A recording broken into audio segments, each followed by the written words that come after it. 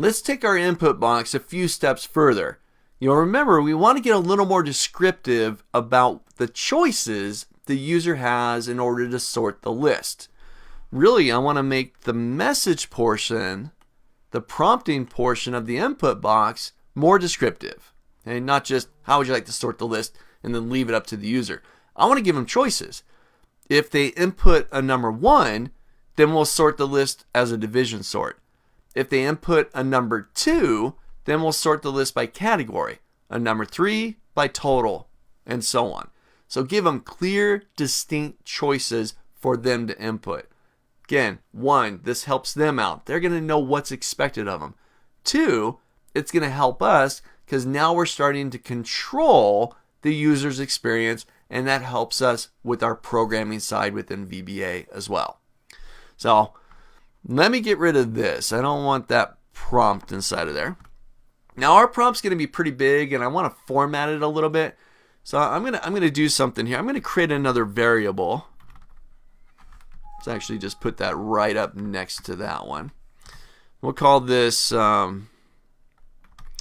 prompt message, prompt MSG. It's going to be another string, or I'm going to store another string in there.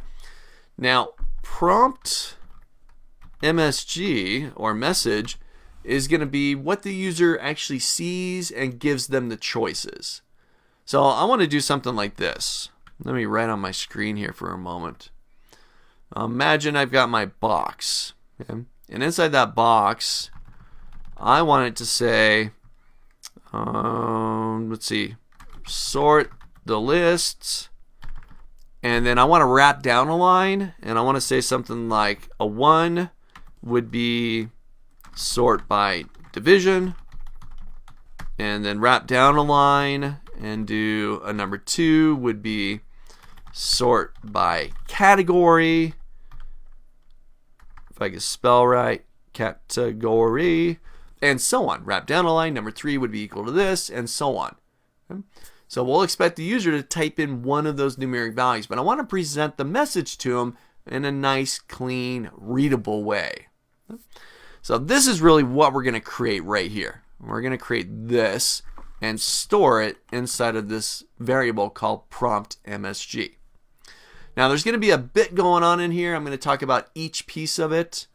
Essentially, we're going to take several pieces of text and we're going to combine them together, okay, to make this nice paragraph of choices for the user to pick from.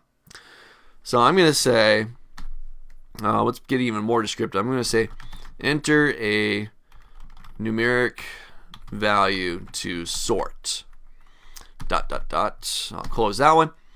So now I want to take that first little blurb, that first sentence, and I'm going to combine that. That's an ampersand character. That's the and symbol. It's your combining or concatenating character.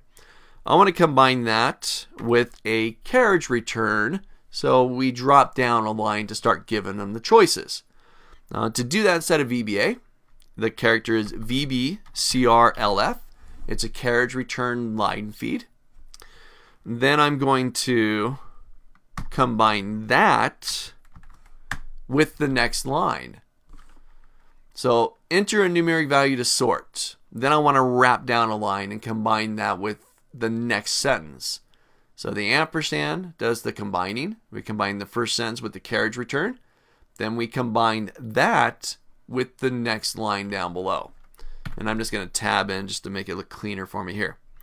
So I'm going to say quote 1 ... sort by division. Then I'll close that, and I'm going to combine that with another VBCRLF. Combine that with the next line. Oops, I hit my enter key too many times there. And then I'm going to bring in a 2 and just repeat the whole process here. So now we'll say sort by category. Cool. And I'll combine that VBCRLF. And I'll combine that with the next line. And this will be the last option. Sort by total. There we go. And I'm not going to combine that with anything else. That's the last line right there. So our prompt message is going to be equal to all of this right here. So we'll have enter a numeric value on the first line, then we'll wrap down to the next line, do the number 1, which is equal to this, wrap down to the next line, and so on. Now you're going to see when I hit my enter key one more time, because I'm all done with that right there, stuff becomes capitalized. C, L, got capital everywhere, VBCRLF is used, carriage return line feed, and my MSG became capitalized as well because it's matching the declaration of the variable as well. So that's done. There's a lot going on in there. Read through that. Make sure you understand what's happening. The concatenating, combining character, and the return, carriage return, drop down to the next line.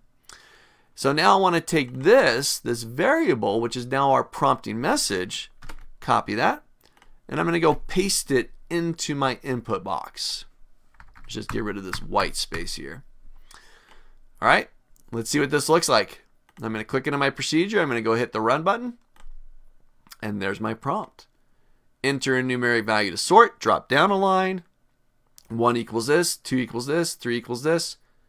So I could type in a value, such as 2, because I want to sort by category.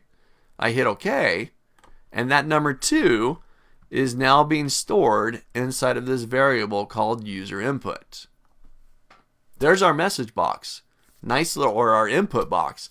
Asking the user for some input, giving them a nice direct message to look at, know what they need to type in, 1, 2, or 3 in this case, and then receiving that value back into your code. So try this out. Nail down that message, get more direct. If you want to get fancier with it, feel free.